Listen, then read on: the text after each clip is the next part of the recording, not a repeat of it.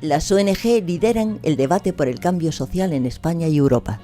La Convención del Tercer Sector de Acción Social, Propuestas para una Estrategia de Inclusión y Cohesión Social 2010-2020, pretende sentar las bases e impulsar la estrategia de inclusión social en España para la próxima década.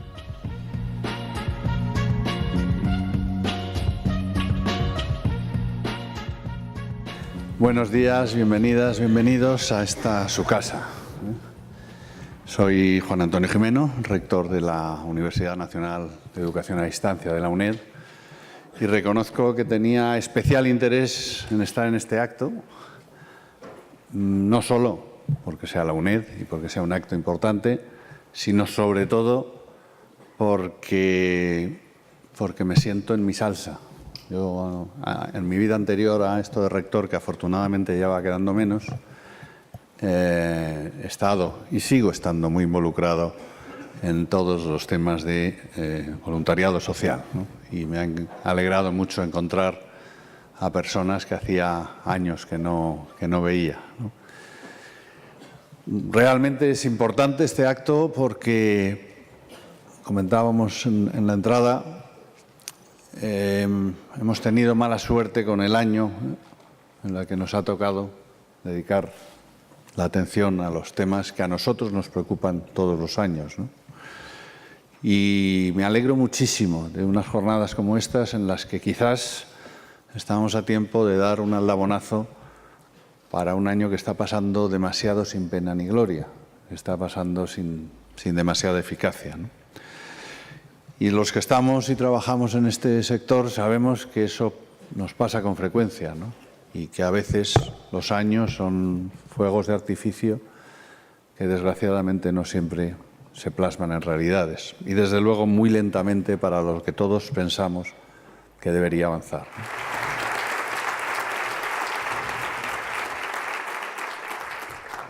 Señoras y señores, queridos amigos, es muy importante esta reunión, se produce un momento muy oportuno, esta relación entre universidad, Estado y tercer sector es especialmente relevante.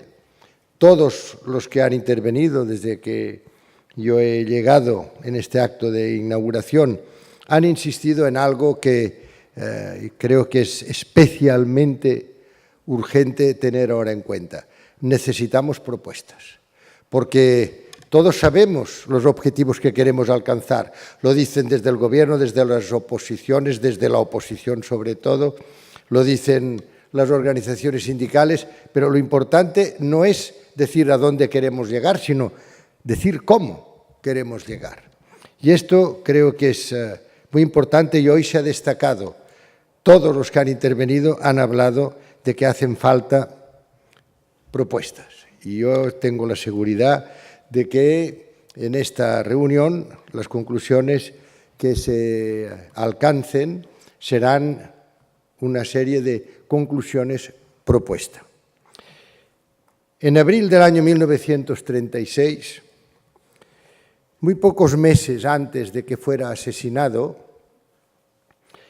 Federico García Lorca hacía unas declaraciones a un periódico llamado La Voz, en las que decía: no puede ser un mundo en el que haya gente, hermanos nuestros, que se mueran de hambre. No puede ser. Y decía, pero llegará un momento en que se producirá una explosión espiritual, dijo él.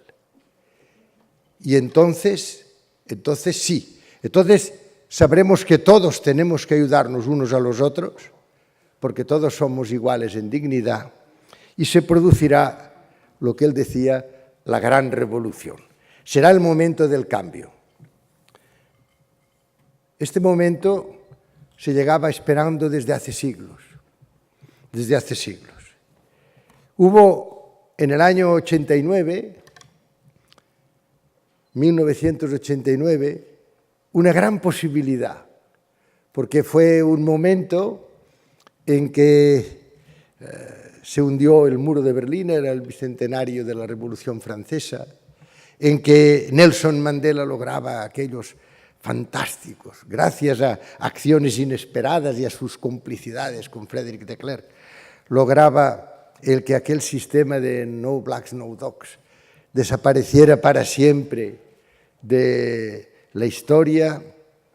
Era el momento en que firmábamos la paz de Chapultepec en El Salvador, era el momento en que se iniciaba el proceso de paz en Guatemala, en que la comunidad de San Egidio lograba llegar a un acuerdo en Mozambique. Era toda una expectativa, el muro de Berlín caía, la Unión Soviética también, era el momento en que decíamos, ahora será posible, hasta tal punto de que en el año 1988, cuando en Reykjavik el presidente Reagan y el presidente Gorbachev firmaron el acuerdo sobre reducción progresiva del armamento nuclear, me pareció que era, junto a los demás acontecimientos que acabo de decir, era algo tan positivo que escribí un libro que se llama La nueva página. No ha habido nueva página, porque no hubo dividendos de la paz, porque se hundió aquel muro, pero se han construido después, ya saben, fíjense, en Estados Unidos con México, en Israel con Cisjordania, en Marruecos con el Sáhara. O sea, no ha habido. Pero es que sobre todo no hubo los dividendos de la paz. Los que nos dedicamos a la lucha contra la pobreza, los que nos dedicamos a la igual dignidad humana, los que nos dedicamos a la construcción de la paz, en el fondo pues somos siempre inocentes en este aspecto. Bueno, ahora que ya no existe la carrera militar entre las superpotencias, ahora es el momento del regreso al multilateralismo. Hay que reforzar a las Naciones Unidas, porque las Naciones Unidas estamos todos, es nosotros los pueblos. Qué maravillosa, por cierto, qué clarividente, qué lúcida descripción de lo que en aquel momento, después de una guerra abominable, sentían los que hacían el diseño de un sistema en el que decían, y habrá una gran organización para la seguridad territorial, pues después habrá una organización para el trabajo y otra para la alimentación, la más urgente, la que primero se creó, y después habrá otra para la educación, la ciencia y la cultura, en el mismo año de 1945, y después habrá otra para la sanidad, y habrá un gran programa para el desarrollo, habrá un gran programa para la infancia.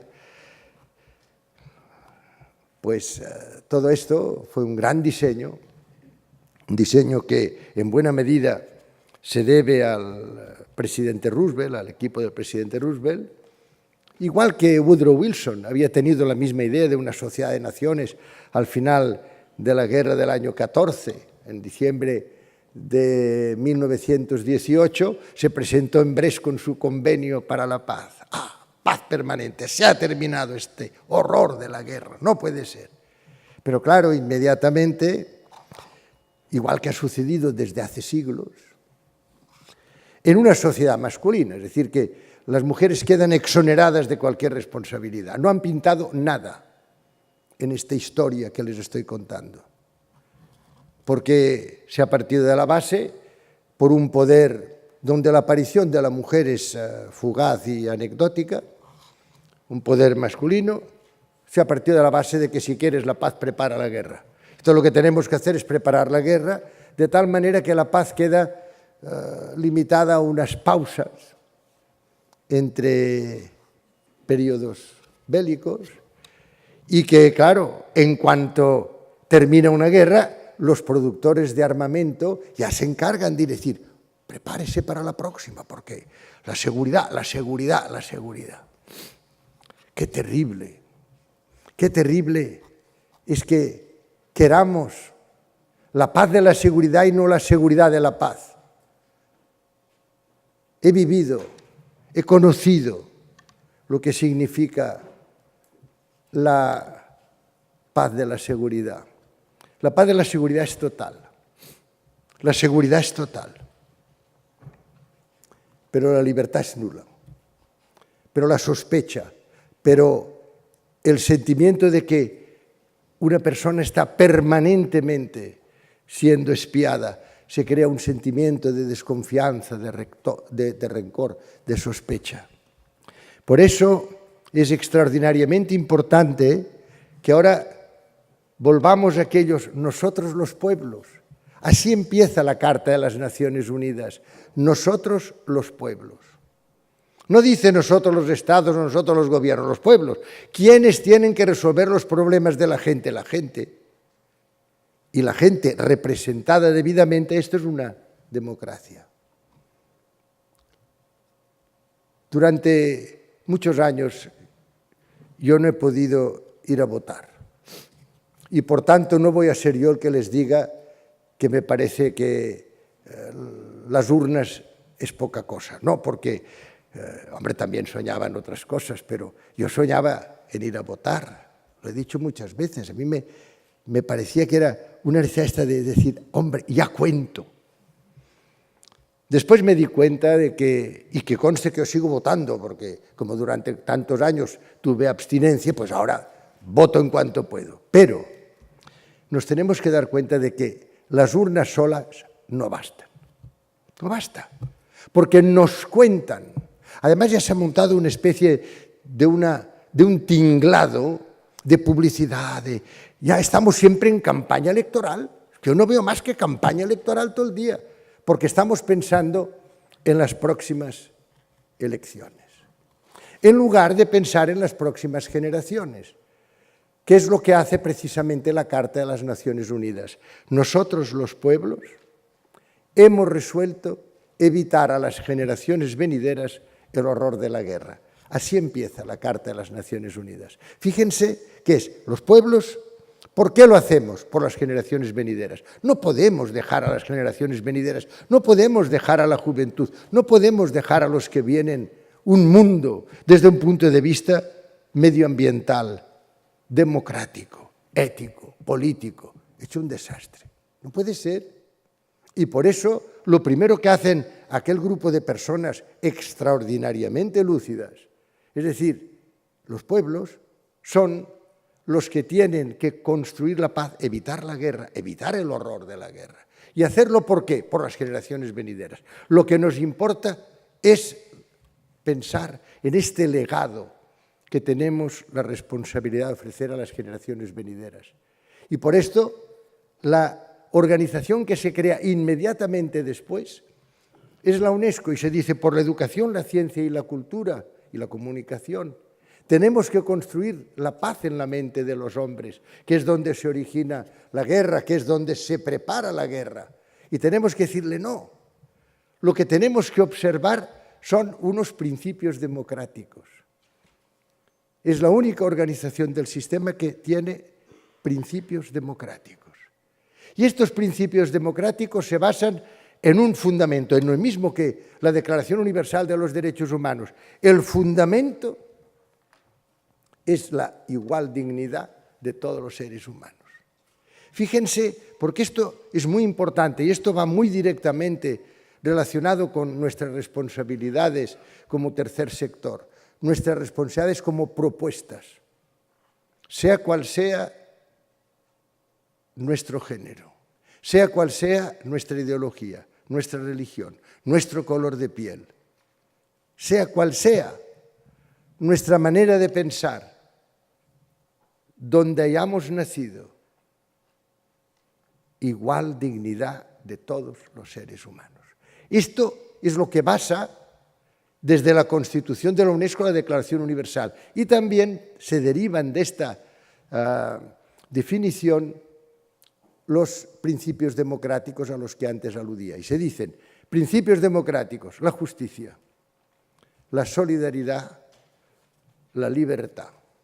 Y se dice, la solidaridad debe ser intelectual y moral. No se trata solo de dar la mano, no se trata solo de socorrer. Esto lo saben muy bien los voluntarios y los que se dedican precisamente a estas acciones de ayuda. De lo que se trata no es solo de compartir unos bienes en un momento de gran necesidad, sino de lo que se trata es de compartir, de partir con los que se está y de desvivirse, de dar parte del tiempo de uno, sobre todo de nuestra experiencia, darla para los demás, para que hagan con todo ello lo que ellos crean que tienen que hacer. Hemos impuesto durante tantos años los países de Occidente, nos hemos pensado que éramos los que sabíamos hacer las cosas bien hechas, nos hemos olvidado de Buda, de Confucio, nos hemos olvidado de todos los que podían en el pasado haber también sido fuentes de serenidad y de sensatez. Y hemos dicho, no, aquí nuestros modelos educativos, nuestros modelos sociales. ¡Qué disparate! ¡Qué disparate! Recuerdo en una visita que hice en el año 1988 a Burkina Faso. El 50% de mi trabajo en la UNESCO lo hice en África, por una razón, no solo porque pensaba que eran los que más necesitaban, sino porque son los que más ofrecen. La sabiduría africana, la sabiduría de las mujeres africanas, es algo realmente portentoso porque inventan cada día su vida y vale la pena tener este intercambio. Ojalá Europa, en lugar de a veces posiciones tan altaneras, pudiera hacer este intercambio, nosotros damos saberes y ellos que nos den sabiduría. Bueno, pues estaba en Burkina Faso y fuimos, ya se puede ustedes imaginar, pues el director general de la UNESCO, el presidente de la Nación, los ministros, a un colegio cercano a Ouagadougou, a la capital, y allí hablamos de la educación en África. Y estaba presidiendo la directora del centro, una mujer de unos 50 años, quizá un poco más. Y yo noté que sonreía y al principio pensé que sonreía de satisfacción. Después me di cuenta de que no. Era una sonrisa irónica. Porque al final las mujeres son más valientes que los hombres. Vino y me dijo, mire, me ha gustado, señor director general, me ha gustado lo que usted ha dicho.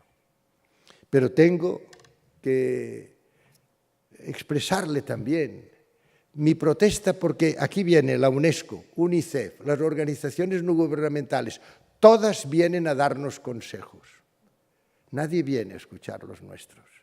Nadie viene a que les digamos, nosotros queremos ser ayudados de esta manera. ¿Ustedes creen en la UNESCO que saben más de educación en África que yo, que soy una profesora, una maestra que lleva aquí 25 años? Ustedes, me pareció tan importante lo que me dijo aquella directora del centro de Ouagadougou, que cuando llegué a la central de la UNESCO, reuní a todos los del sector de educación y les dije, ¿tienen ustedes el manual? Sí, pues ya lo pueden ustedes ir poniendo. No lo tiren, pero déjenlo en una estantería, porque a partir de ahora vamos a escuchar a África. En educación vamos a escuchar a los maestros de donde sea. Y entonces hicimos el programa educativo que era a la escucha de África, a la escucha de América. O sea, es a la escucha. Nosotros, para ayudar, lo que tenemos que hacer es ver realmente de qué manera podemos hacer que estas personas que saben muy bien lo que necesitan, lo tengan. Y nunca creernos, nunca, que la educación es tener unos utensilios. Esto ayuda, efectivamente, a la información, no a la educación. Pero educación es, y esta es la definición que a mi modo de ver me parece más acertada, es la de don Francisco Giner de los Ríos, pronto hará 100 años, es dirigir la propia vida. Esto es ser una persona educada. Una persona educada es la persona que hace aquello que cree que debe hacer. Y esto lo hace después de haber pensado, después de haber reflexionado, después de haber leído, después de haber escuchado. Es cuando dice, yo hago esto o mantengo esta posición porque es en la que yo creo. Y claro, abandona el que le impongan. ¿Qué es esto de que nos impongan? Esto es así. ¿Por qué? ¿Por qué? O esto se tiene que defender de esta manera y usted tiene que comportarse de esta manera y ahora tiene usted que llevar los pelos para arriba, después para abajo. Y después. Cada persona tiene que hacer lo que cree que tiene que hacer. Y en esta medida es una persona educada. Y la persona que no tiene tiempo para pensar. Esta es una de las cuestiones que tenemos en estos momentos que analizar, porque estamos siendo muchas veces personas extraordinariamente informadas, pero muy poco educadas. ¿Por qué? Pues porque no tenemos tiempo para reflexionar, no tenemos tiempo para incorporar esta información como conocimiento y, sobre todo, no tenemos tiempo para cerrar los ojos y ver los invisibles, ver lo que no vemos debajo de los focos de la información. La información, las noticias, nos dicen siempre lo insólito, lo que no es habitual. Es lógico, por eso son noticias, si no, no serían noticias. Claro, nos dicen cuando hay una mujer que es apuñalada, no nos dicen los de las 22 millones de mujeres que no han sido apuñaladas, pero tenemos que cerrar los ojos y verlas. Y cuando hablamos de algo que está sucediendo, tenemos que pensar, como digo, cerrar los ojos y pensar en el resto de la realidad. Porque siempre decimos, con el conocimiento transformaremos la realidad. Depende de si conocemos la realidad en profundidad o no. Si solo somos capaces de mirar dónde enfocan, iluminan los focos de la comunicación, entonces solo tendremos una visión de lo insólito, de lo extraordinario. Pero a nosotros lo que nos interesa es saber lo ordinario. Nos interesa saber en profundidad la realidad para poderla transformar a continuación también en profundidad. Recuerdo cuánto me impresionó en el año 1985 el discurso que pronunció el profesor Bernard Long al ser investido como doctor honoris causa, como premio Nobel de la Paz. El profesor Bernard Long era el presidente de la Sociedad de Cardiología y por eso yo lo recordaba también como doctor honoris causa.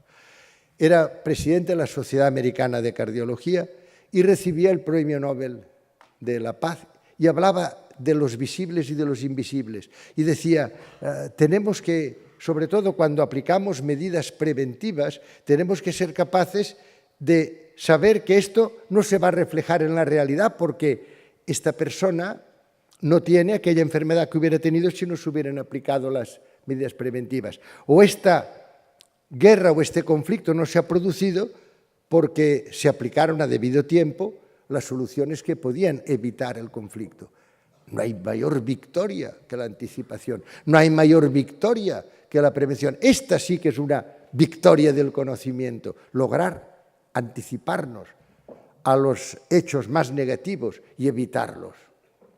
Evitar la guerra, evitar el conflicto, evitar la pobreza, en lugar de tener siempre que remediar, evitar.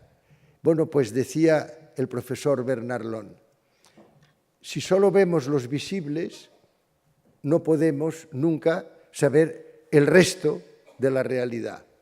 Si somos capaces de reflexionar, entonces sí. Si tenemos tiempo para pensar, entonces sí. Entonces sí que podemos crear, inventar las soluciones. Esta es la gran calidad que distingue a la especie humana. Esta es la que nos da esperanza, porque si no, tal como están las cosas, uno dice, nada, pues aquí no hay nada que hacer, adiós, muy buenas. Pero es que el porvenir está por hacer. Lo que hasta hecho es el pasado y por eso hay gente que se empeña en que resolvamos los problemas de hoy con las fórmulas de ayer, porque como han estado viviendo siempre en una situación de privilegio, piensan, bueno, pues mejor que todo siga igual y que aquí no cambie nada. El profesor Long terminó diciendo, solo en la medida en que vemos los invisibles podemos hacer los imposibles. Hay muchos imposibles hoy que pueden ser posibles mañana si somos capaces de conocer la realidad en profundidad. Es decir, si somos capaces de pensar, es decir, si somos capaces de inventar las soluciones. Recuerdo también cuánto me impresionó cuando el presidente John Fitzgerald Kennedy, en el mes de junio del año 1963, también poco tiempo antes de que fuera asesinado. En Washington, D.C., estaba haciendo una conferencia en la Universidad Internacional y dijo algo que creo que es muy importante. Dice, me dicen que la paz es imposible. Me dicen que el desarme es imposible. Y entonces él dice, pues yo creo que no. Yo creo que es posible porque no hay ningún reto que esté más allá de la capacidad creativa que distingue a la especie humana.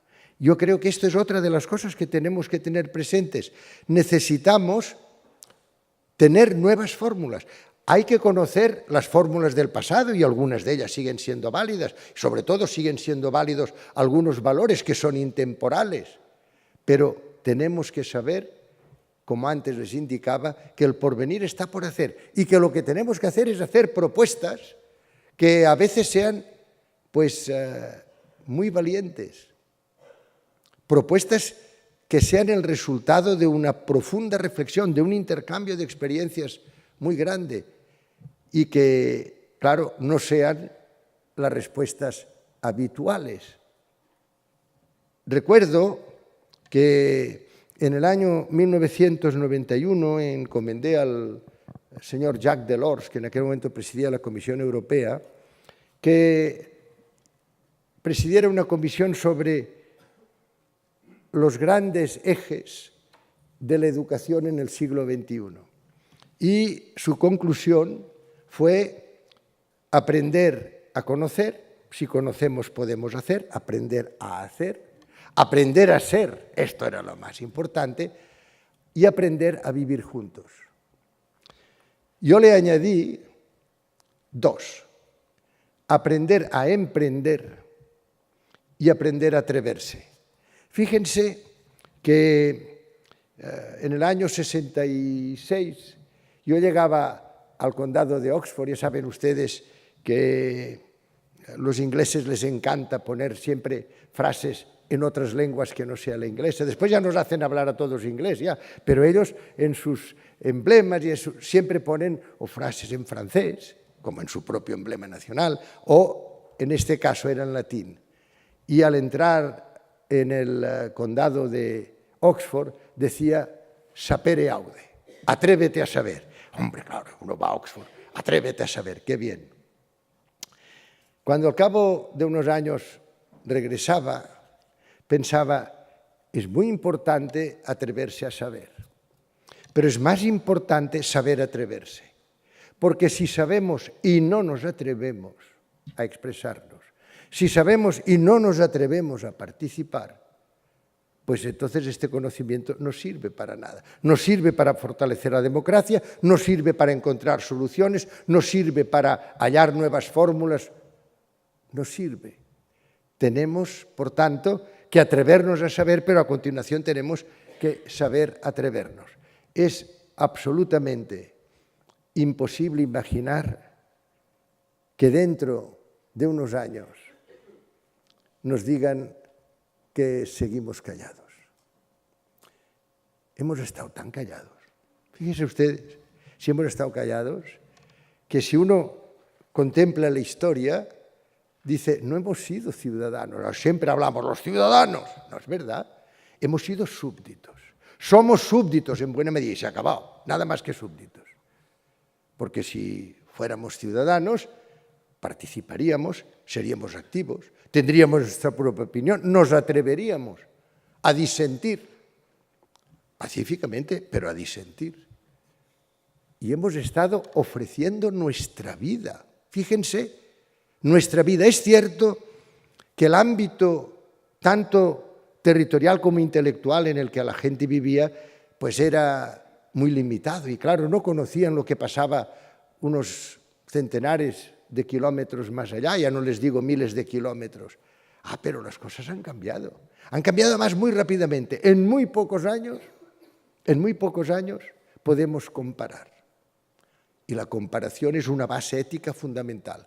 Al comparar, yo no solo aprecio lo que tengo, digo, caramba, yo que me estaba quejando de que tenía tan poco, de tal. Y de momento me doy cuenta de que en relación al 80% de la población del mundo, al 80%, los occidentales, a ver si de una vez nos damos cuenta de que vivimos en el barrio próspero de la aldea global y el resto, que se fastidien.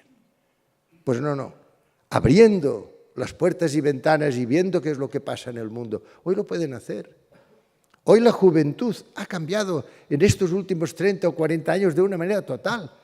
Gente conoce, se desplazan, ven lo que está pasando y, por tanto, aprenden a valorar lo que tienen y a decir, oye, ¿cómo me voy yo a quejar si allí me doy cuenta de que esta persona no tiene ni dónde albergarse, no tienen cobijo, que están sin falta de acceso al agua, que no viven en condiciones? Todo eso hace que la solidaridad se haga realmente solidaridad fuerte y que todos nos sintamos diciendo, no, esto es intolerable, no podemos aceptar que esto suceda. Pero es que además tenemos una suerte extraordinaria, por eso digo que vivimos tiempos fascinantes, porque también en muy pocos años, la mujer ha ido ocupando ya posiciones de toma de decisión. En el año 96 hice hacer un estudio en la UNESCO y la toma de decisión en la mujer no llegaba al 5%. Es decir, que en realidad, ya lo ven ustedes, el 95% pues, son decisiones tomadas por los hombres. Y por eso yo cuando vinieron a decirme, la Asociación de Feministas vino a decirme, es que tenemos que cambiar, no se puede poner chairman, hay que poner chairperson, totalmente de acuerdo. No se puede poner manpower, hay que poner human power, totalmente de acuerdo. Pero cuando vinieron a decirme que cambiara el primer párrafo de la Constitución de la UNESCO, que es un poema, es un verso de Archibald MacLeish, que dice, puesto que las guerras nacen en la mente de los hombres, es en la mente de los hombres donde deben construirse los baluartes de la paz, querían que pusiera hombres y mujeres. Digo, no, pero si ustedes aquí no han pintado nada. La guerra la han hecho siempre los hombres. Son los hombres los que han... Por tanto, vamos a dejarlo tal como está. Y así ha seguido. Ojalá, dentro de unos años ya pudiéramos cambiarlo, porque la mujer ya también participara, compartiera estas funciones. Pero es que en esto también hemos ganado una barbaridad. En muy pocos años, por fortuna, las mujeres están ya ocupando posiciones de toma de decisión. Y a nadie nos sorprende que el jefe de un departamento de cirugía sea una mujer. Ni nos sorprende que el capitán de un avión sea una mujer. Por cierto, hace poco cuando yo la fui a felicitar, le dije, la felicito. Me dijo, sí, pero dígalo al aterrizar, dice, porque si no, no haría gracia todavía a muchos de los pasajeros. Es cierto que estamos cambiando. Es cierto que solo en la medida en que tengamos pronto un 20 o 25% de mujeres en la toma de decisiones, las cosas podrán cambiar decididamente. ¿Por qué? Pues porque necesitamos esta otra manera de ver las cosas. Es otra óptica, son otros lentes los que tienen. Y estos son los que necesitamos en estos momentos. Yo nunca olvidaré, por eso les quiero explicar cosas que me han sucedido, porque de esta manera uno comprende mejor por qué hay que en determinados momentos actuar o no hacerlo. Un atardecer yo iba a visitar al presidente Nelson Mandela a Pretoria. La UNESCO tenía la función de facilitar los movimientos de liberación nacional y habíamos ido mucho a la ANC. Cuando él estaba de presidente, pues yo, claro, iba con cierta frecuencia. Y había estado en Alexandra Township, un barrio de Johannesburgo de negros, donde viven solo personas de color y de una gran pobreza. Y me había dado cuenta de que había ya un movimiento pues, de muchos de aquellos ciudadanos que decían, oiga, que nos ha olvidado el presidente. Este presidente es de nuestro pueblo, pero no se ocupa de nosotros. Nosotros estamos tan mal como estábamos antes. Y las mujeres decían, ¿cómo no se va a acordar? Que no digáis tonterías. Lo que pasa es que no puede arreglar en 4 días. Si Sudáfrica, igual que África en general, y esto lo tenemos que hacer, está en manos de grandes consorcios multinacionales. Me decía, yo les pido, y estamos negociando a ver si logro tener algo más que repartir, pero es muy poco lo que pacíficamente se puede lograr, porque casi todo, ya digo, está en manos de grandes consorcios internacionales. Bueno, lo cierto es que cuando yo le expliqué todo esto al presidente Mandela, me dijo, yo iré a verlos, tienen toda la razón, no me puedo ocupar como yo quisiera. Y fue cuando me dijo, pero ve, la actitud de la mujer no quiere decir que no esté indignada, no quiere decir que también de momento diga, bueno, ya está bien, pero aplaza siempre el uso de la violencia. Como norma, la mujer aplaza, como norma, el hombre utiliza el poder. Y entonces me dijo, mire, cuando la mujer tome decisiones alrededor del 20 al 25%, las cosas cambiarán. Bueno, pues ya nos estamos acercando. Han pasado unos años, todavía los grandes banqueros, los grandes empresarios no son mujeres, pero todo se alcanzará en muy pocos años. Y entonces ya tenemos dos cosas favorables. La primera es que tenemos una conciencia global y podemos comparar. La segunda es que progresivamente hay más mujeres en la toma de decisión. Y la tercera, muy importante, es que por primera vez podemos superar las urnas. Además de las urnas, yo no digo en lugar de, digo además de, tenemos ahora posibilidades de participación no presencial fantásticas. Tenemos la posibilidad de expresarnos libremente con algo tan sencillo como un teléfono móvil. El SMS es una manera de expresar nuestra opinión de manera fehaciente, y el Internet, ya no lo digo, y el Web 2, etcétera, etcétera. En una palabra, el desarrollo de la tecnología, aparte que nos facilita información y todo, lo que es cierto es que nos permite la participación no presencial. Y esto en muy poco tiempo, en menos tiempo de lo que están preveyendo, yo creo que se están equivocando, los ciudadanos nos expresaremos y diremos, no, esto no lo queremos. Y además queremos que esto se tiene que resolver de otra manera. Y pensamos que hay que terminar de una vez con la dependencia de las instituciones financieras, etcétera, etcétera. Y esto lo podremos decir porque las asociaciones de ciudadanos se podrán expresar. Nadie nos podrá impedir que nosotros, a través, ya digo, de estas facilidades de la comunicación, expresemos nuestros puntos de vista. Tenemos, por tanto, varias ventajas. Tenemos otra ventaja que tenemos que saber aprovechar. Y esto lo digo también un poco pro domo mío. La experiencia de los mayores, la longevidad es una de las características del tiempo en que vivimos.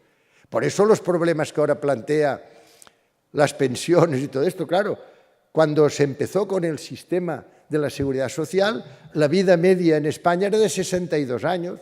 Claro, si uno se jubilaba a los 65 o a los 70, ya poco tiempo le quedaba. Es decir, que pagaba durante muchos años y las pensiones normalmente eran durante periodos breves. Ahora es que, por fortuna, ya saben que la mujer española es la que tiene una vida media mayor del mundo. Los hombres no tanto, los hombres estamos por debajo de los japoneses, pero la mujer está en 89, nosotros en 83. Bueno, en cualquier caso, fíjense ustedes el cambio que esto ha dado. Y entonces, ¿qué es lo que tenemos que hacer? Hombre, aprovechar. Cada vida tiene una experiencia que debe aprovecharse.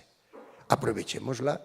Yo recuerdo cuando con don Severo Ochoa visitaba la Universidad de Stanford, en los Estados Unidos. Esto ya hace muchos años, debía ser los años 70 o por ahí.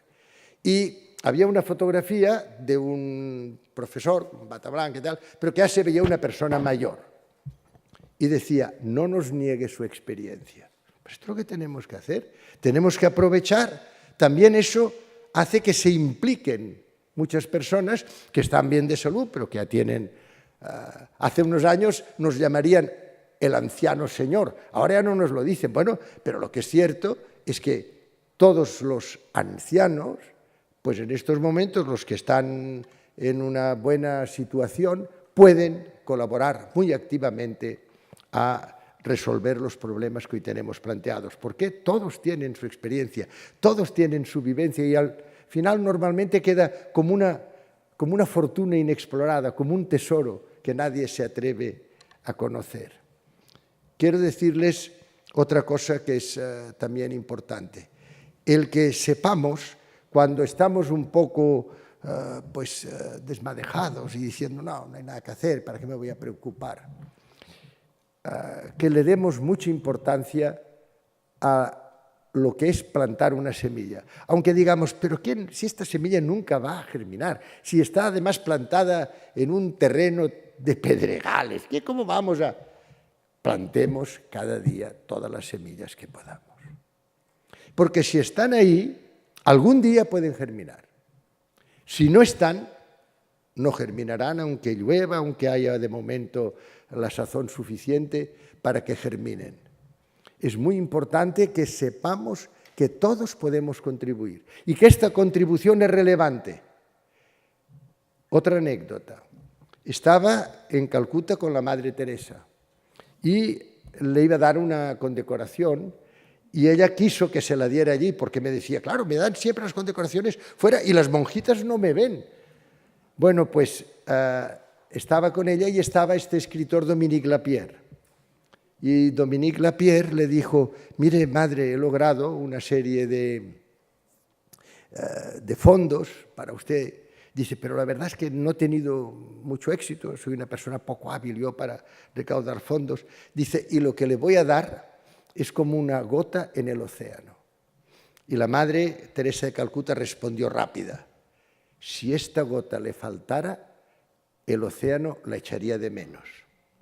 Pues tenemos que tener esta impresión, tenemos que saber que hay veces que esta gota que decimos, esto no vale la pena, que esta semilla que plantamos no vale la pena, puede llegar a ser muy importante. Y también el que sepamos que hay muchos que quieren recolectar frutos de semillas que no han plantado. No, también tenemos que decirles, oye, plantar vosotros también, porque es muy fácil que de momento a veces los más críticos, los que no plantan nada, de momento quieren recolectar. Si ven que de momento hay algún fruto, lo quieren recolectar. Vivimos, por tanto, esto es lo que yo quería destacar, vivimos momentos fascinantes. Vivimos momentos fascinantes porque nos damos cuenta de que podemos cambiar, pero al mismo tiempo porque hemos perdido la ingenuidad.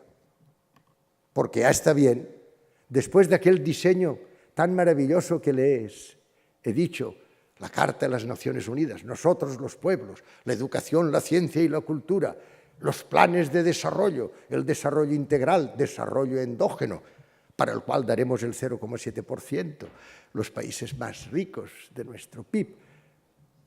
El que haya la cooperación. La cooperación era un nombre, era una palabra clave. Tenemos que cooperar, hay que cooperar. Cooperación, cooperare, trabajar juntos.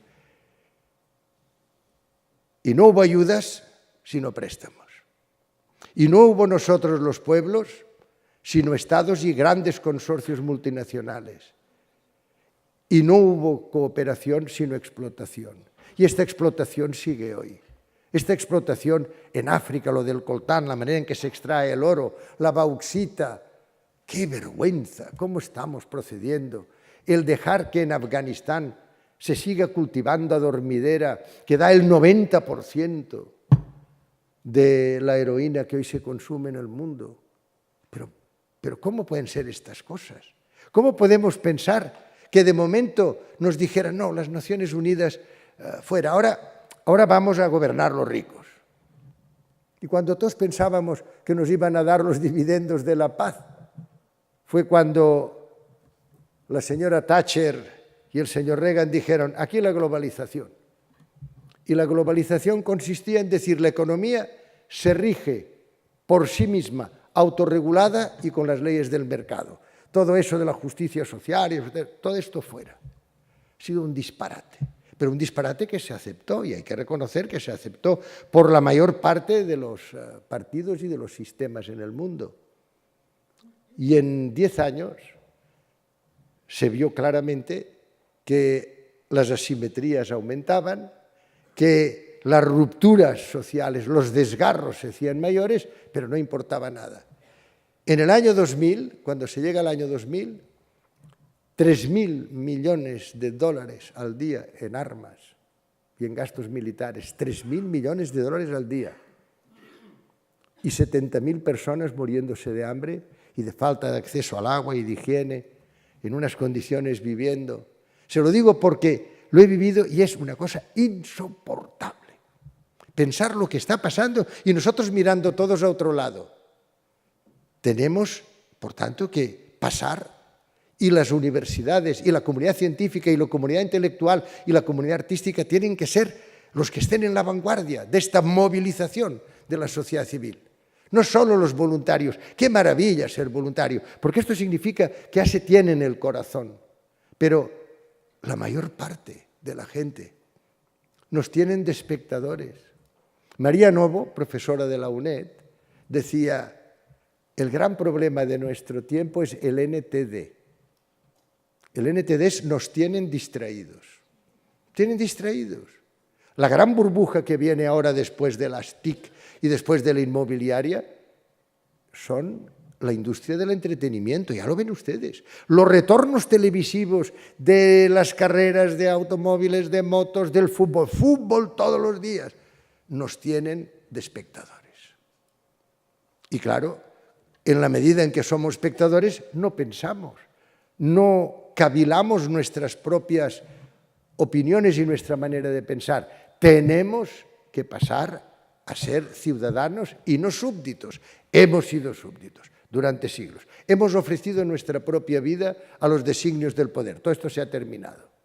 A partir de ahora, la democracia no es que nos cuenten en las elecciones. A partir de ahora es que nosotros contemos como ciudadanos. Esta es la democracia. La democracia es ser tenido en cuenta permanentemente por el poder. Esto lo dicen desde la Declaración de los Derechos Humanos hasta la Constitución Española. El poder emana del pueblo, por a ver si es verdad. Pero que nos tengan, no solo que nos cuenten de vez en cuando y digan tantos a favor, tantos en contra, estos ganan, estos pierden. No.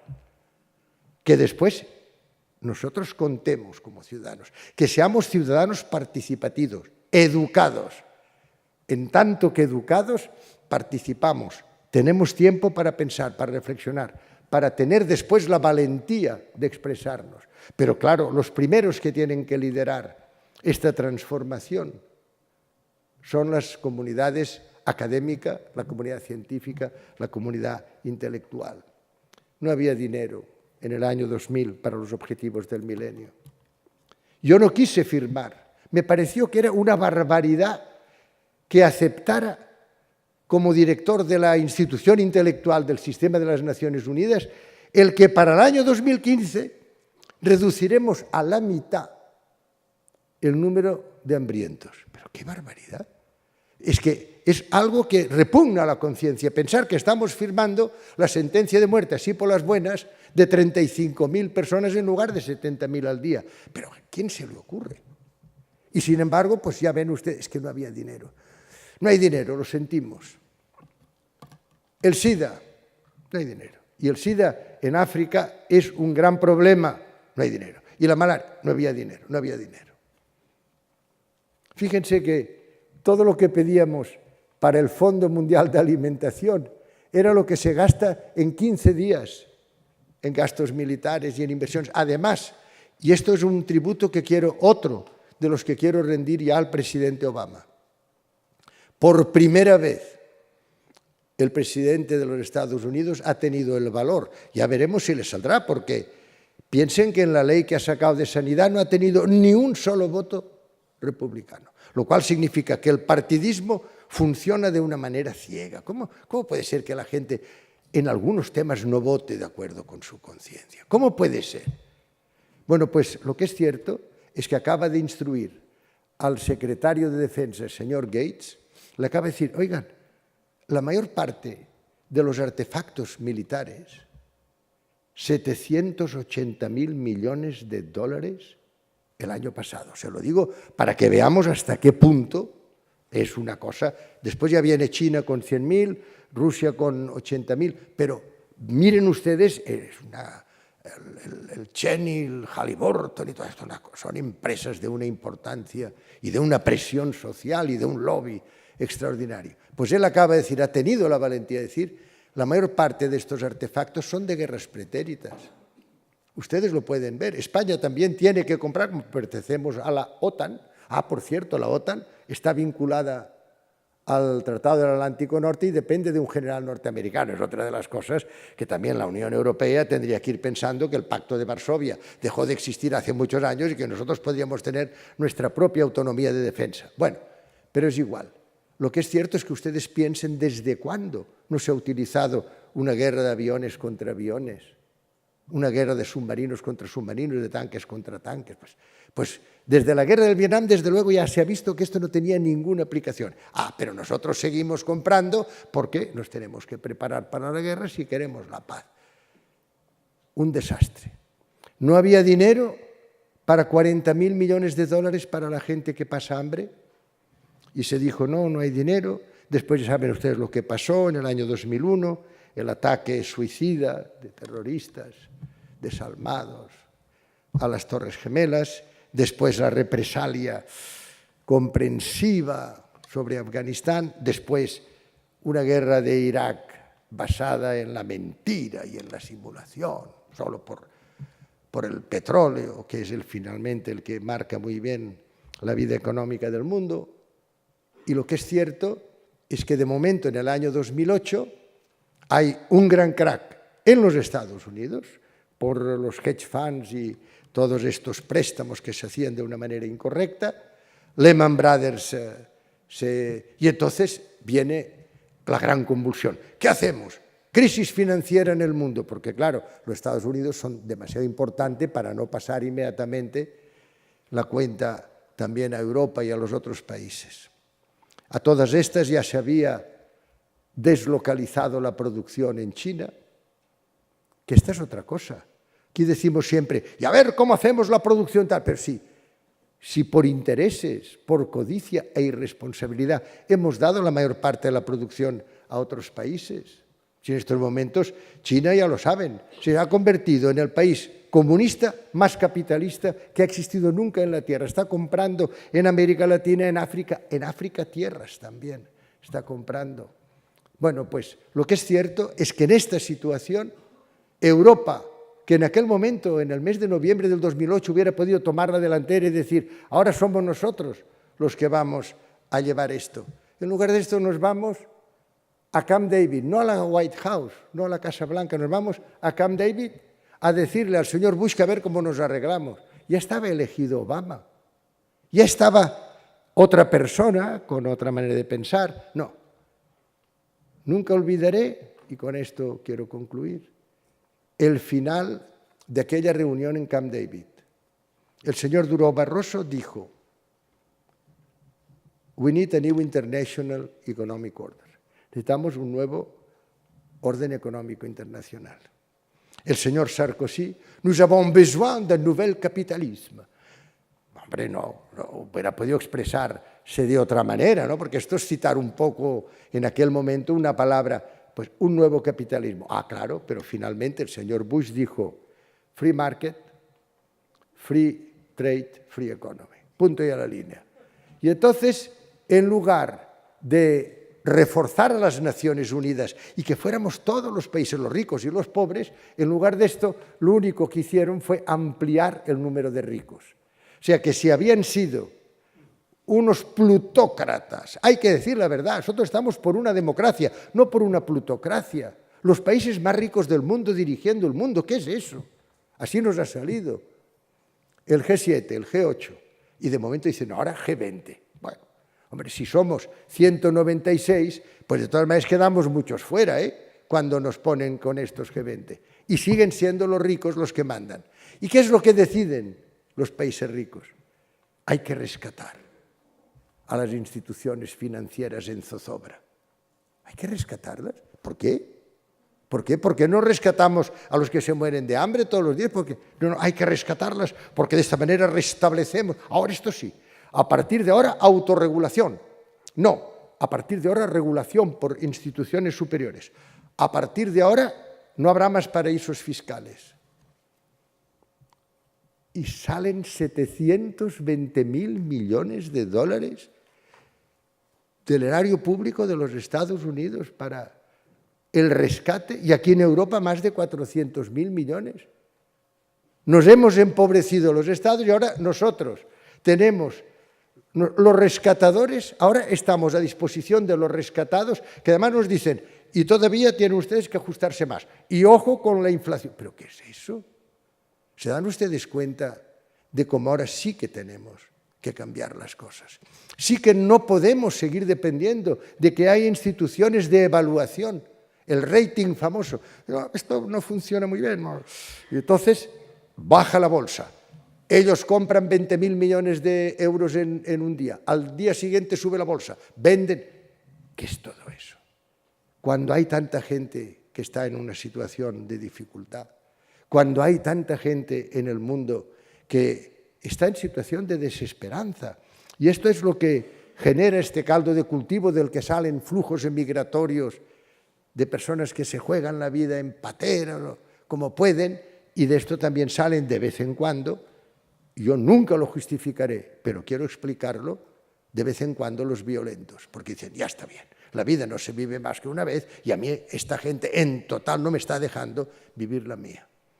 Y sin embargo, después de pintarles a ustedes este panorama, tengo que decirles, pues bien, ahora, y por eso creo que es un momento fascinante, por primera vez, esto no se podía cambiar antes, no se podía cambiar hace 20 años, ahora por primera vez los ciudadanos podemos cambiar, por primera vez podemos movilizarnos, por primera vez, además de estos miles, centenares de miles de voluntarios, podemos unirnos muchos ciudadanos porque queremos estar al lado de esta mejor distribución de la riqueza. Queremos estar al lado de esta igual dignidad de todos los seres humanos.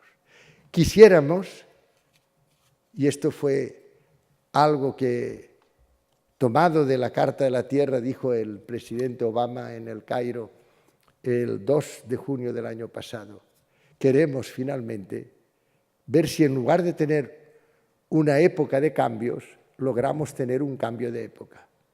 Quisiéramos tener un nuevo comienzo. Muchas gracias.